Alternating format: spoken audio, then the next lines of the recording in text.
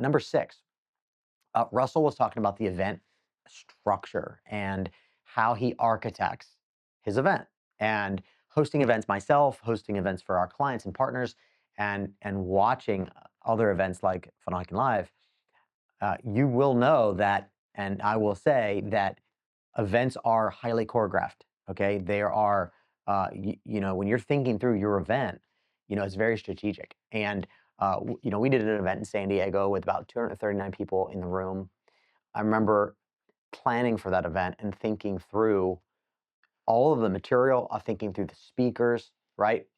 But here's the two most important things that you should think through if you're going to host an event of your own. And that is number one, if you're going to have anybody else speak, you want to coach those speakers on the stories that they share and the information that they share. You want it to connect to whatever it is that you're selling. Okay. Now, personally, I don't like events that are pitch fests. Okay. I don't think a lot of other people like them either. Um, so typically when we host events, it's going to be one or two offers max. Okay. We don't want to do too many offers because then you just create too many distractions. Um, for example, at our Legacy Builders live event in San Diego, we had, I don't know, probably about 10 different speakers.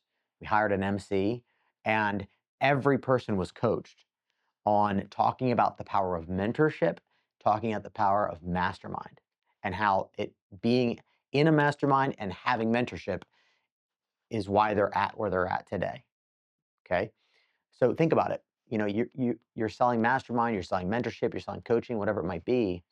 When you have every speaker sharing how mentorship or mastermind or coaching is why they are where they are today and allowed them to get on the stage and speak, your audience comes to the natural conclusion that they should be in mastermind, they should have mentorship, they should have coaching, right? And so when you make your offer, it's just easier. It's easier to enroll people into that offer because they can see the writing on the wall. The writing on the wall is all of these people are in masterminds, they have mentors, and they get coached. Okay.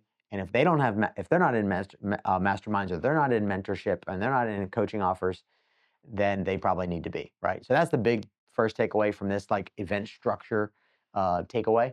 The other one was the speakers are all in the specific spots of speaking very strategically to break false beliefs that people have about buying the offer or offers, right?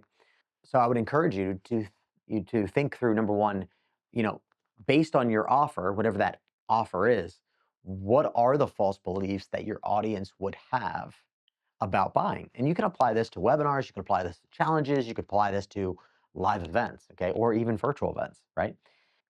Before you get to your offer, you should have already broken those false beliefs. Okay, if you're not breaking the false beliefs, then you're going to notice that when you go to sell your offer, you're not going to have as many sales as you'd like, right? So these are two very important things to incorporate into your events, your webinars, your challenges, your virtual summits, your physical events, your workshops, like whatever you're doing. Make sure you incorporate these into it. Okay, the stories you tell are very important, um, and they're highly choreographed.